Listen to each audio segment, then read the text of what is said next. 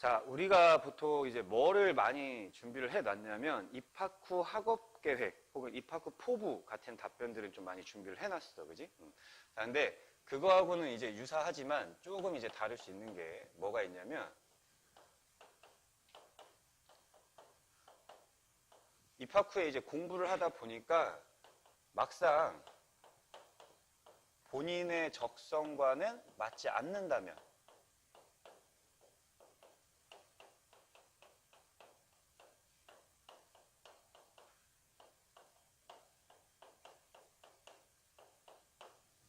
자, 이렇게 이제 질문을 할 수 있다는 거야.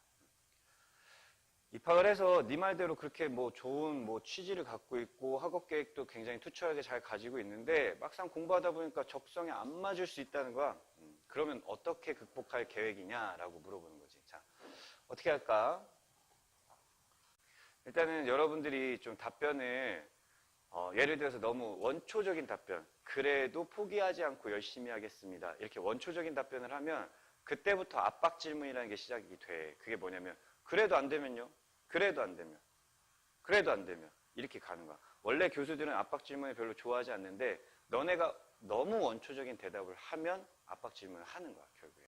일단은 이 질문을 받는 거는 일단 처음에 뭐가 좀 잘못됐기 때문이냐면 학과의 전공적 합성이 좀 잘못됐을 때 이 질문을 받아.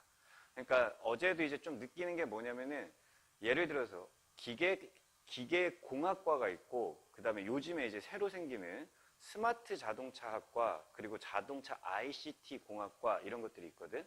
근데 기계공학과는 말 그대로 기계적인 부분이야. 기계적인 혹은 운동적인 부분.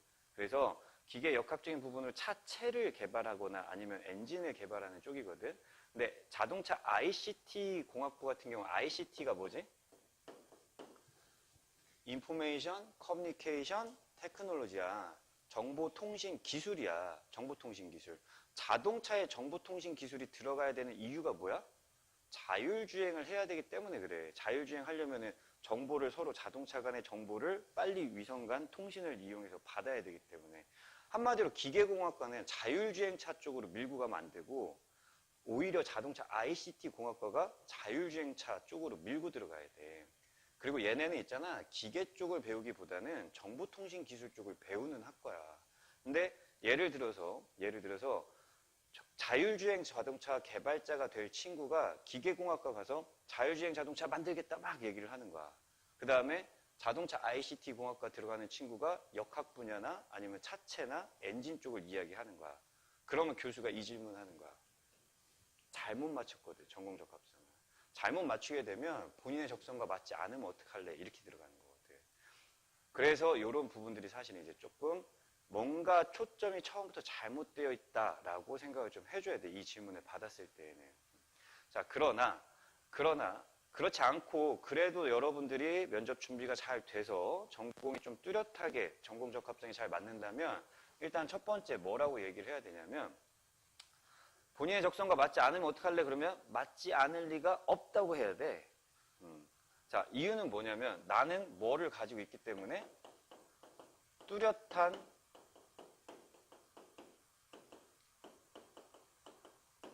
진로 목표를 가지고 있기 때문에 적성과 맞지 않을 수 없어.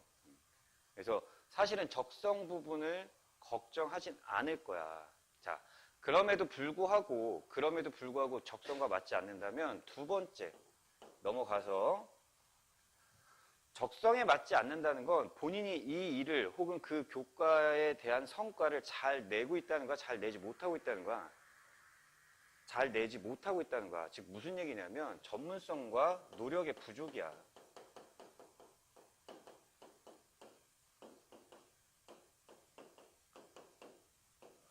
부족이라고 판단할 거야, 1차적으로. 수학을 못하는 애들이 난 수학에 적성이 딱 맞는 것 같아. 이렇게 얘기할까? 잘 안 하겠지, 그지? 그러니까 수학을 잘 해야 돼, 일단. 적성이라는 거는 흥미와는 좀 달라. 적성은 잘하는 걸 이야기하는 거야. 그래서 전문성이 부족하고 노력이 부족하다고 판단해. 그럼 세 번째 해결책은 그럼 어떻게 가야 돼? 기본기를 더욱 탄탄히 갖춰야 돼.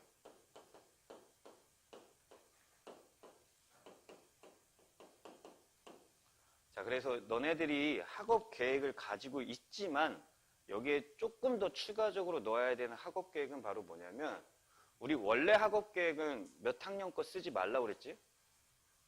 1, 2학년 거 쓰지 말라고 그랬어. 그지? 기본 개론 과목 쓰지 말라고 했어. 그치만 지금 적성과 맞지 않는다면이라고 얘기했을 때는 기본기를 탄탄히 해야 되니까 무슨 과목을 얘기해야 돼? 1, 2학년 과목을 얘기를 해야 되는 거야. 오히려. 그래서 1, 2학년에 기본 과목 혹은 개론 과목을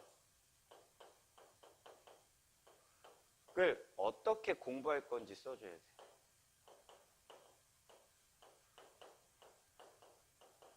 자, 그래서 일단은 첫 번째 방법은 적성에 맞지 않으면 기본기를 탄탄히 하는 거야. 기본기를 탄탄히 하는 거.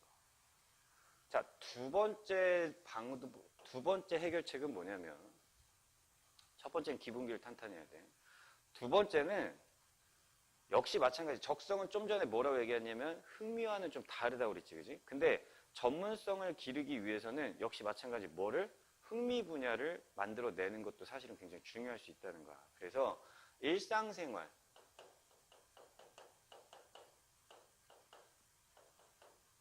일상생활에서 자기 전문성을 고취시킬 수 있는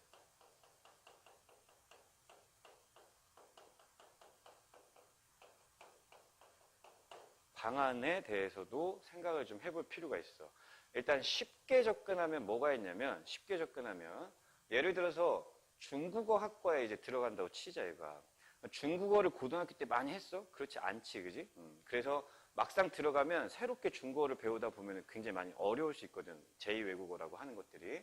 근데 나는 뚜렷한 진로 목표를 갖고 있어. 중국 전문가라고 하는 뚜렷한 진로 목표를 가지고 있고 내가 만약에 적성에 맞지 않는다는 건 지금 중국어 공부를 좀 잘못하고 있다는 거야. 전문성이 부족하고. 그래서 어떻게? 기본기를 더욱 탄탄히 해야 되기 때문에 기본 과목에 집중을 하고 어떤 식으로 공부를 할 거야. 그리고 두 번째는 뭐냐면 일상생활, 즉 중국 영화를 보거나 중국 뉴스를 보거나 아니면 중국 드라마를 보면서 어떻게? 일단 기본적으로 중국 문화와 중국 환경에 대해서 적응을 하고 그리고 그 안에서 표현되는 여러 가지 중국어 표현들을 익히면서 내가 중국어 실력을 닦아 나가겠다라고 하는 거. 그래서 실력을 닦아 나가겠다, 실력을 향상시키겠다, 전문성을 고취하겠다 이런 부분들이 전부 다 이제 같은 표현이 되겠지. 그래서 일상생활에서 찾을 수 있는 내용들을 두 번째 방안으로 집어넣어야 돼. 자, 됐어? 그래서 이런 부분들을 이제 좀 같이 가는데 아니면은 일상생활에서 이야기가 만약 힘들면은 어떤 부분까지도 이야기를 해줘야 되냐면 간접 경험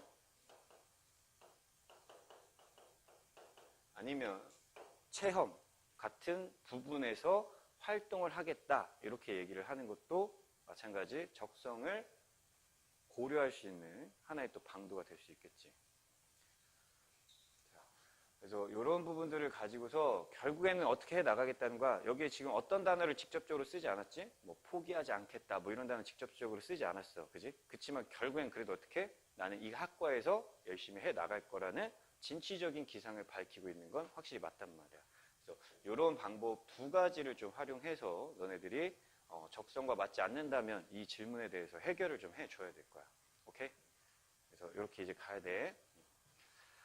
괜히 또 그래도 안 맞으면 어떻게? 다른 학과로 틀어보겠습니다. 이러면 안 돼. 절대 이러면 안 돼. 지금 교수가 물어보는 거는 정말 뚜렷한 진로의식이 있는지 확인해보고 싶은 거야. 그러니까 괜히 여기서 뭐 너는 영어교육과 들어와서 만약에 적성이 안 맞으면 어떡할래? 그럼 저는 수학교육과로 바꿔버릴래요. 누가 좋아하겠어? 어떤 영어교육과 교수가 좋아하겠어? 진수아. 누가 좋아하겠냐고. 그래서 그러면 안 돼. 뭔가 진로를 틀으려고 하지 말고 포기하지 않겠다, 말로만 포기하지 않겠다 보다는 구체적으로 어떻게 내가 이걸 극복해 나갈 건지 명확하게 소개를 하자.